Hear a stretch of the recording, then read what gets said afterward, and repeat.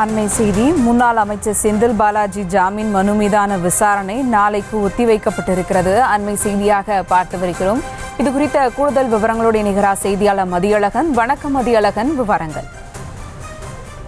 ஜாமீன் கோரி முன்னாள் அமைச்சர் செந்தில் பாலாஜி தாக்கல் செய்திருக்கக்கூடிய மனு உச்சநீதிமன்றத்தில் நீதிபதிகள் அபய் எஸ் ஓஹா, அகஸ்டின் ஜார்ஜ் மச்சி அமர்வில் இன்று விசாரணை கொண்டது. அப்பொழுது அமலாக்கத்துறை சார்பில் ஆஜரான வழக்கறிஞரை பொறுத்தவரை மற்றொரு நீதிமன்றத்தில் ஒரு வழக்கினுடைய விசாரணை பாதி விசாரித்து முடிக்கப்பட்டு நிலுவையில் இருப்பதாகவும், அந்த விசாரணைக்கு ஆஜராக இருப்பதால் இந்த வழக்கினுடைய விசாரணையை நாளைக்கு ஒத்திவைக்க வேண்டும் என முதலில் கோரிக்கை விடுக்கப்பட்டது. இதற்கு செந்தில் பாலாஜி தரப்பில் ஆஜரான மூத்த வழக்கறிஞர் முகுல் ரோஹத்கி கடுமையாக எதிர்ப்பு தெரிவித்தார். ஏற்கனவே அமலாக்கத்துறையினருடைய கோரிக்கையால் இந்த வழக்கினுடைய விசாரணை 8 முறை ஒத்திவைக்கப்பட்டு இருக்கிறது. தற்பொழுதும் ஒத்திவைக்க கேட்கிறார்கள். இந்த வழக்கை நடத்த விரும்பாமல் தொடர்ச்சியாக இழுக்கவே விரும்புகிறார்கள் என்று குற்றம் சாட்டப்பட்டது.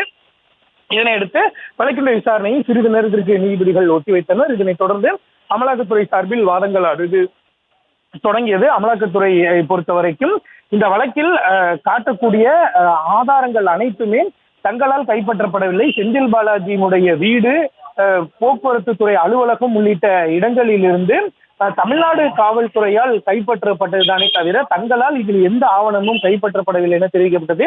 கைப்பற்றப்பட்டிருக்கக்கூடிய ஆவணங்களில் என்ன வேலைக்கு எவ்வளவு தொகை என்று தெளிவாக குறிப்பிடப்பட்டிருப்பதாகவும் தெரிவிக்கப்பட்டது. மேலும் இந்த ஆதாரங்கள் அனைத்தையுமே அமலாக்கத்துறை நீதிமன்றத்திலிருந்து தான் பெற்றது எனவும், எனவே இதில் சில தகவல்களை சேர்த்திருப்பதாகவும் சில தகவல்களை அளித்திருப்பதாகவும் கூறுவது என்பது மிகவும் தவறு என்று அமலாக்கத்துறை சார்பில் தெரிவிக்கப்பட்டது.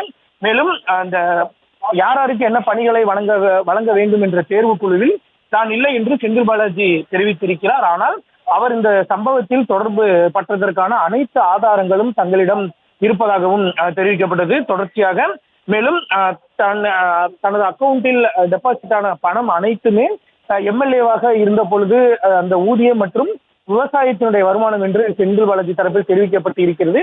ஆனால் அந்த தகவல்கள் அனைத்துமே உண்மையானவை என கூறி தேர்தல்களின் பொழுது செந்தில் பாலாஜி தாக்கல் செய்த பிரமாண பத்திரத்தில் இருக்கக்கூடிய வருமான விவரம் உள்ளிட்டவற்றையும் அமலாக்கத்துறை சார்பில் தாக்கல் செய்யப்பட்டு வாதங்கள் நடைபெற்று வந்தது. அப்பொழுது வாதங்கள் நிறைவடையாத நிலையில் இந்த வழக்கினுடைய விசாரணையை நாளை பிற்பகல் 3 மணிக்கு ஒத்திவைப்பதாக நீதிபதிகள் தெரிவித்திருக்கிறார்கள்.